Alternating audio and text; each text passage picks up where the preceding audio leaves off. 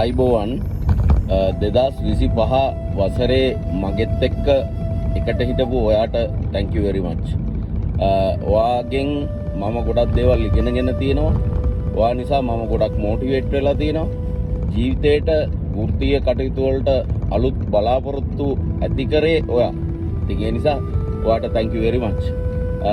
2026 වසරත් අපේ අරමුණු සාර්ථක කරගෙන ජයග්‍රාහී වසරක් විදිහට 2026 දෙසැම්බර් 31 වෙනිදාත් අපිට සන්තෝෂයෙන් කතා කරන්න පුළුවන් වටපිටාවක් ඇති වේවා කියලා ප්‍රාර්ථනා කරනවා.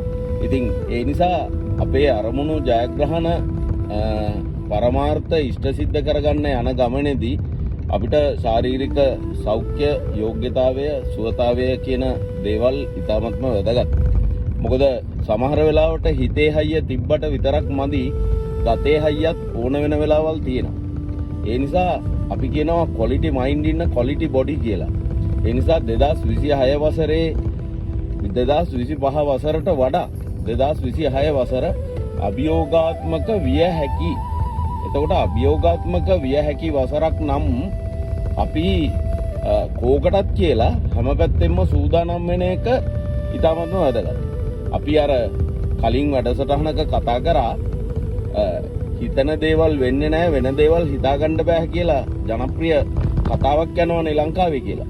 ඉතින් ඇත්තටම හිතාගන්න බැරි දේවල් සිද්ධ වෙන්න පුළුවන්. අපි නොහිතන දේවල් සිද්ධ වෙන්න පුළුවන්.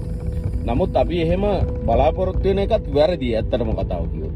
ආකර්ෂණතාවය the law of attraction ඒකේ තියෙන principles වලට මූලධර්ම වලට අනුව බැලුවොත් අපි හරියටම ફોකස් කරන්න ඕනේ ඉතාමත්ම සතුටුදායක ජයග්‍රාහී අපිට පිට ජයග්‍රහණ ලැබෙන අපේ අරමුණු වේගෙන් ඉෂ්ට සිද්ධ වෙන ඉතාමත්ම සාමකාමී ඉතාමත්ම යහපත් පරිසරයක් තමයි අපි විෂුවලයිස් කරන්න ඕනේ දකින්න ඕනේ මනසින් දකින්න ඕන ප්‍රාර්ථනා කරන්න ඕනේ.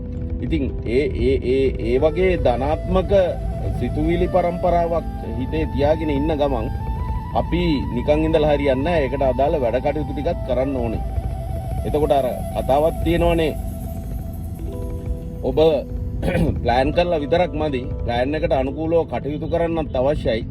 මොකද ideation without execution is a hallucination කියලා. ඒ කියන්නේ ඔබ ක්‍රියාත්මක නොකරන ලද අදහසක් නිකන් සිහිනයක් පමණයි.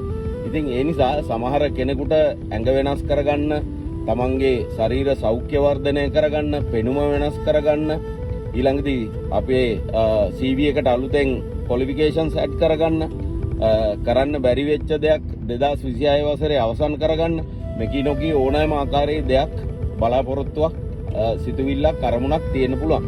ඒ නිසා මේ සියලු දේවල්ම පහුගිය වසරේදී අපිට මිස්සුනේ කොතනින්ද මොකද්ද කරගන්න බැරි වුණ හේතුව කාර්ය බහුල වුණාද මුදල් මදි වුණාද මොනවා හරි අපේ දැනුමේ හැකියාවේ අඩුපාඩුවක් තිබුණාද මොකද්ද මේ වීක්නස් එක කියනවට වඩා හොඳ වචනේ තමයි opportunity to improve opportunity to learn දියුණු වෙන්න තියෙන අවස්ථා මොනවද කියන එක පිළිබඳව සැලකිල්ලක් දක්වන එක. ඉතින් එහෙනම් මේ කරුණු ටිකත් මම ඔයාලට මතක් කරේ ඔයාගේ 2026 වසර සාර්ථක වෙන්න වචනකින් හරි උදව්වක් වෙයි කියලා. ඉතින් එහෙනම් 2026 වසර සුබ සාර්ථක නිරෝගී ශක්ති සම්පන්න ජීවිතයක් ඔයාලට හම්බ වෙන සුබ නව වසරක් වේවා කියලා ප්‍රාර්ථනා කරනවා.